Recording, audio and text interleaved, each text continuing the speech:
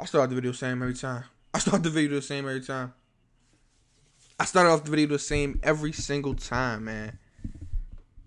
What's up with it, YouTube? What's up with it, only great family? If it ain't great, we ain't having it.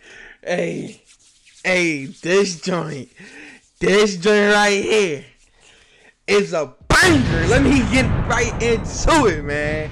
This is Y2K part 2, man. Part 2. If you tuned in and you watched it, you watched Y2K, the first video, you're going to enjoy it too. And I appreciate whoever watched the first video. If you watched the first video, comment down below. Now, while you at it, like the video. If you like the video, if you don't like the video, still like the video. And subscribe and turn on post noties. Please. Show some love, show some support. But without further ado, let's get it right into this video. Oh, and if you need the jump shot, comment down below if you need the jump shot. Comment down below if you need the jump shot. Because the joint is wet. We in the rec game. Enjoy the gameplay. Enjoy all the commentary that I do over this. Let's get right into it. Now, let's address shooting and playmaking. All shooting badges I can't complain about too much because they work. No badge is really OP on current gen. But on the next gen, I've been getting some mixed reviews. But let's just say a certain badge called Blinders is being treated like an immunity badge. But we ain't going to get too far into that because we're on current and not next. Only badge I'll say is pointless is Pump Fake Maestro and Ice and Veins. I don't see why you thought out of all badges to make a badge for pump fakes when in actuality, a pump fake should never affect your shot, especially when it gets you open. Ice and Veins is the same thing.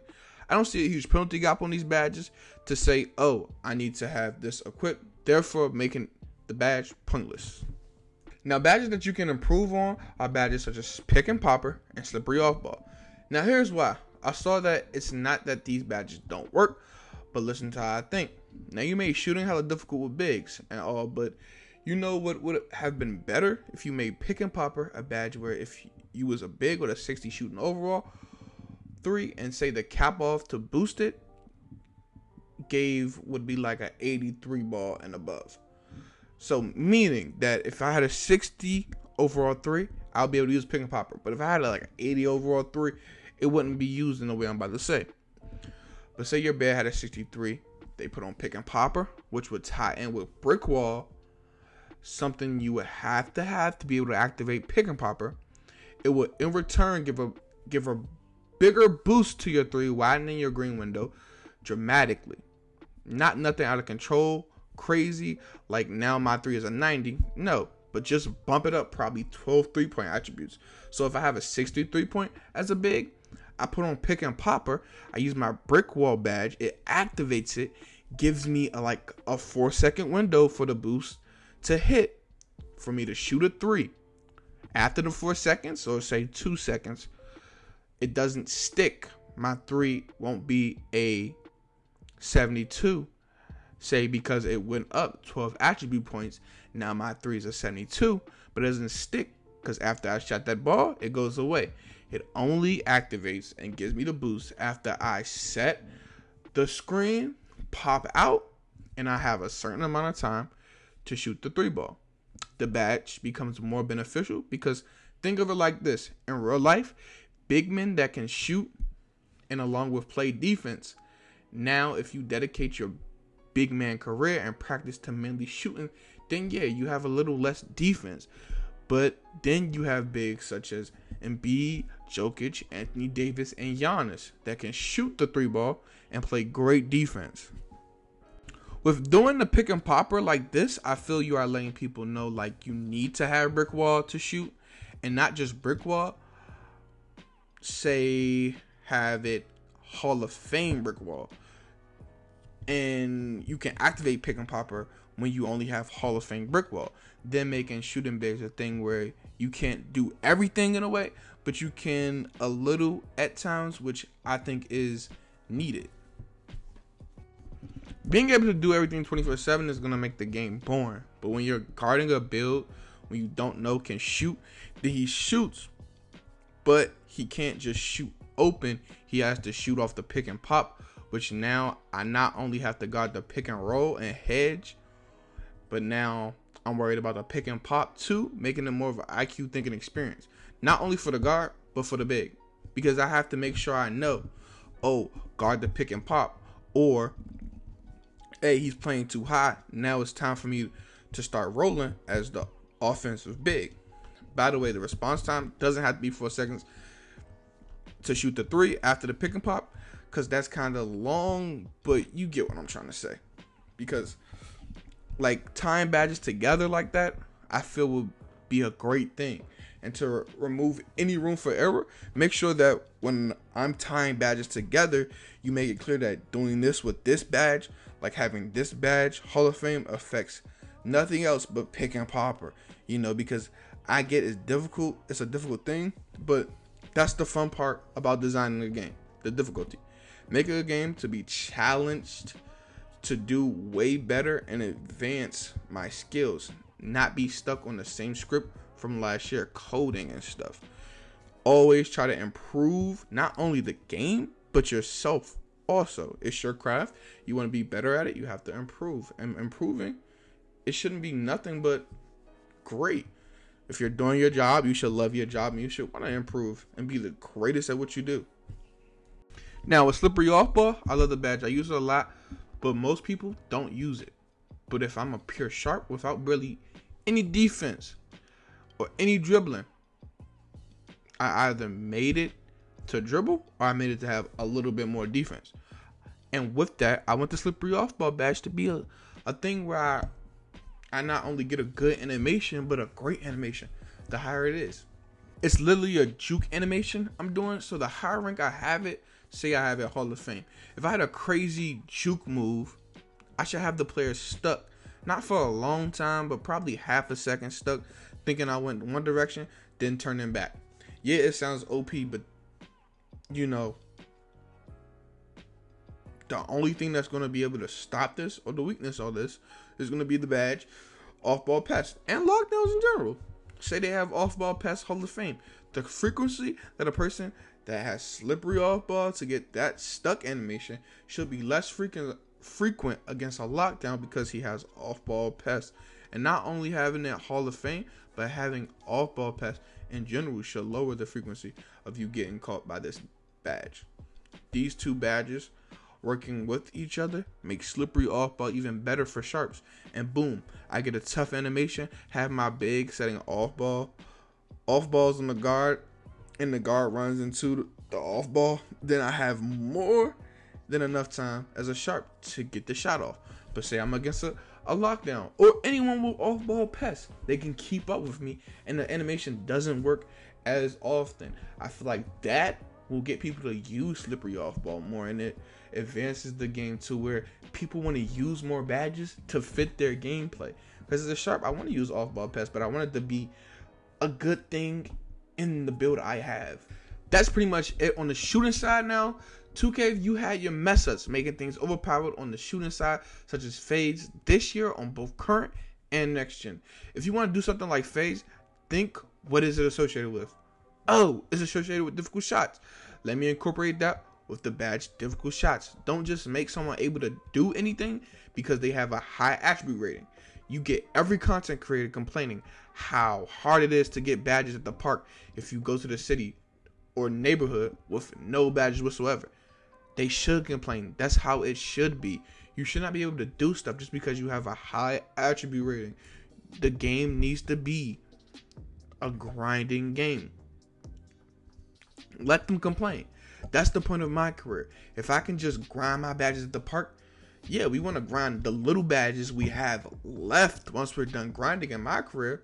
But to just jump out and go into the park with barely any to no badges is insane. They think it's going to be easy just because you have a high attribute.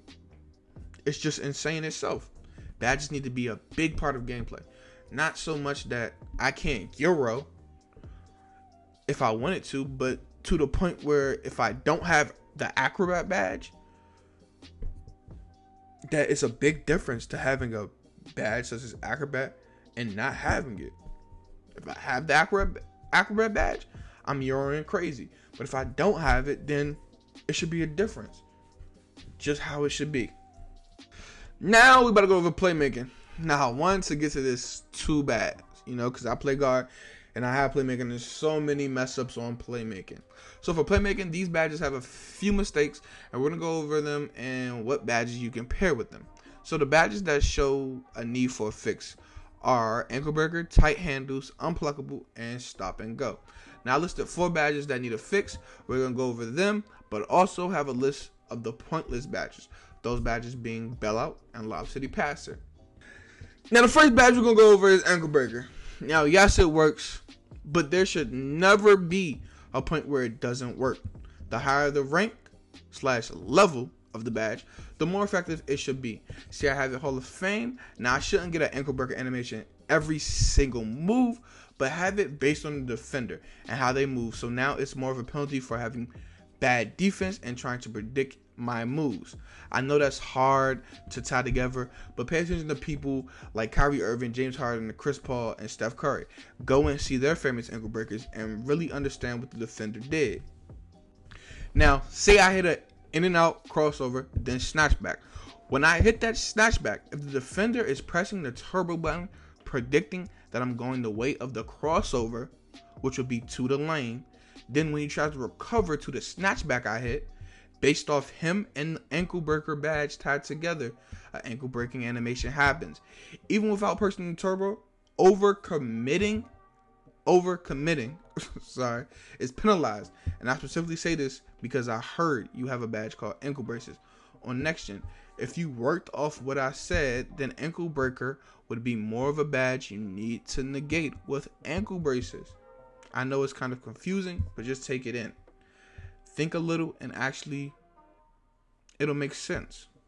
As of right now, you have these ISO gods labbing, putting in different moves together, trying to figure out which moves and badges together are going to give you more ankle breakers.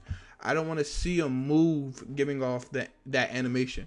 If it was based off the defender and badges, I'd feel that would be better.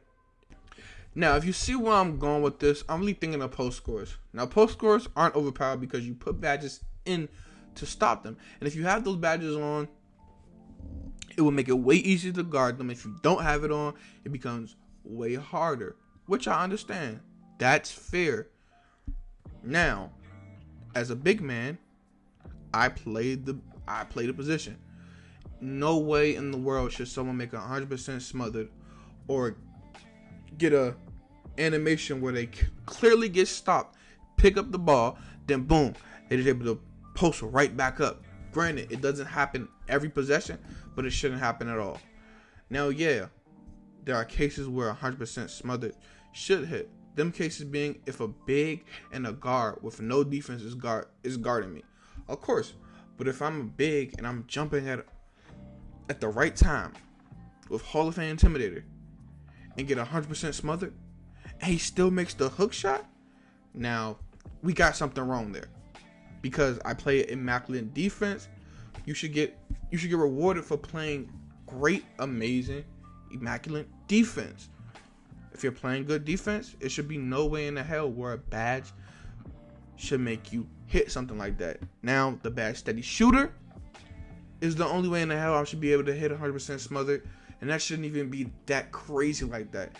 It should be rare. You made steady shooter great because if nobody's in your face, you're gonna miss more than make. Now I'm all over the place, but now to move on to the next badge being tight handles. If this badge is meant to increase the likelihood of giving an ankle breaker, then you just have to make sure that the people that have the right defensive badges, such as Hall of Fame clamps or ankle braces, aren't as much penalized. Personally, I would throw this badge away because I can't make ankle breaker animations crazy concurrent. So to make this badge somehow better, I make it so like it helps you out with getting a defender off you. You have to have tight handles to do park animations, and that's what I feel tight handles are meant for completely. The only problem here is that you have a badge that says making it easier to break down the on-ball defender. And what do you think we're supposed to think from that? I don't know about you, but I think more ankle breaker animations, not park handles. I'm okay with tight handles meant for park handles, because park handles do the job of giving you that separation, which is good. Just with tight handles, fix the description.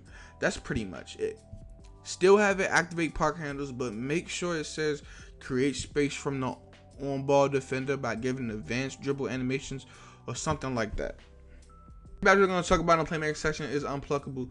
Also, if you made it this far, please don't be scared to drop a like on the video if you like the video, and subscribe if you're new to the channel. Also, comment down below how you feel about these badges I listed so far. Now, back into the commentary, back into the badge talk. Now, unpluckable works. I can say that because if you remember back in 2K19, if the ball was out in any way, shape, or form where you weren't crossing over, dribbling, or you was just sizing up or sitting there, you would get plucked with amazing pluck animations. Now, if you have unpluckable on and you just sit there, you don't get plucked, but there are times where people do pluck you and they might not even have Pickpocket Hall of Fame. Other than that, you get hella bump steals, which is, it's just gonna happen. Just for that, I say watch when you're dribbling, or don't overly dribble. How to fix this badge? If you have it, it works with pickpocket. It goes together with pickpocket. If you don't have pickpocket, you shouldn't be able to steal the ball whatsoever, unless it's a bump steal. Now, if you have Pickpocket Hall of Fame and say I have Unpluckable Hall of Fame, it should be as hard as it is now to steal the ball until the player's stamina hits a certain threshold. Then plucking the ball becomes easier. I feel this is fair because the big thing about lockdowns in 2K19 was bruiser badge. That was the big overpowered part of lockdowns, because bruisers just drained your stamina, which made it easier for steal animations to happen. But I'm not gonna lie, pickpocket did get a decent nerf too, but as I mentioned before, pickpocket now is okay. Just make sure that if a guard does not have unpluckable, then them overpowered steal animations show more. Also, if they have unpluckable and it isn't at least the same level as pickpocket, that determines how many steal animations you'll get. For example, if I have unpluckable silver and the defender has Pickpocket Hall of Fame, since pickpocket is higher than unpluckable, I get a decent amount of more steal animations to go my way. Not an out of control amount like if they don't have unpluckable, but a decent amount. The next badge we're going to talk about is Stop and Go. Now, I can see this badge being good, a great thing on quick stops, but how would you put it in? Okay, this is what I'm thinking. To have this badge actually be a necessity that people actually think, do I want to put on Stop and Go, is have quick stops associated with the badge and being able to speed boost out of step back animations by pressing square while dribbling. And you had this in 2K20, where if I press square to hit a step back, I was able to dribble out of it. Honestly, that would be a good use of this badge, because if I hit a step back and I get an ankle burger animation because I have Space Creator Hall of Fame, I like an option to, after, see that being able to speed boost to the rim, or not even speed boost, just simply be able to activate the animation where I had in 20 where I could dribble out of it, you know? Now, those are the 4 main badges we talked about that needed a fix in any way, shape, or form. We want to keep those badges around. Now, the next thing we're going to talk about are the opponent's badges. Those being Bailout and Lob City Passer. If I have Bailout on, yes, it's good knowing I can pass out of a shot, but also it's unrealistic to be able to pass out of a shot across the damn court if I'm shooting a jump shot and decide I don't want to. Now, passing from the paint out, it should be in the way I can see realistic. This badge can be overpowered only because it's overpowered at times, but I also have this thing where I also feel it's a need, because I don't want to see big men just passing out of anything with perfect accuracy. We've seen that at 2K19. So just fix the badge, don't remove it, but fix it. Fix the range, it works, and I feel like that will be better. Now, with a Lob City Passer, I don't ever have this badge on and I throw perfect lobs. because I have good and great pass accuracy. I don't see a benefit of ever having this badge on my guard if I have perfect pass accuracy. Maybe with people with great pass accuracy, the animation should be better. Like if I have Lob City on gold or Hall of Fame and I have good pass accuracy, when I'm driving down the lane and someone's behind me trailing me at a distance, I should get an off the glass alley oop or something like that, a crazy animation to my teammate, not to myself, but to my teammate. And if I'm a big and I don't have such great pass accuracy, then the badge, having that badge on, should make me be able to throw decent alley oops, decent ones. But if I'm a guard and I'm at a different angle and someone's cutting at the rim and I'm cutting from the other side, I should be able to do something like throw the ball off the backboard, crazy alley oop off the glass, give them animations like that. This badge will be better in that way. Fix it. If it's not gonna do that, then throw it away because there's really no point. This badge it only benefits big men in a way, because if I'm a guard with great pass accuracy, I'm going to get that lob off all the time. Big man may not, and even my big man, I don't run this and I still can get lobs off if I'm in the post because I'm so close to them. Now, that's it for this video, man. I didn't try to make it too long. I know yesterday's video was like 25 minutes. We may still hit the 25-minute mark on this one, but yeah, we went over great badges. We went over ankle breaker. We went over unpluckable, tight handle, stop and go. We went over slippery off ball, and what was the other badge? I almost forgot the other shooting badge. The other shooting badge we went over was like fucking pump fake maestro. Yeah. Went over the unnecessary badges. We went over the badges needed buff and everything like that. Hey, and if you missed anything, go back, look at it, and do all that. Hopefully I get a new segment where I actually go over how I was thinking so people can understand it more. I know I was confusing on some things, but if you like the video, comment, subscribe. Liking the video helps with the algorithm, puts me higher on the list. I'm making amazing thumbnails every single day, trying my best to improve on every video. Hopefully I start getting these good intros or make a good intro, because I want intros in my videos and outros, you know, so hopefully that gets better. But we're doing the best we can. We're improving every day, and we're trying to post consistently. So with that being said, at least subscribe, man. At least subscribe. Now, at least drop a like so other people in the 2K community can see it. If you're not part of the 2K community, that's my goal, to have all of us together. So if you're not part of the 2K community, I'm just happy you watching this video. You're enjoying this video. As always, on the great family, we're out. To become part of the family, subscribe. If it ain't great, we ain't having it.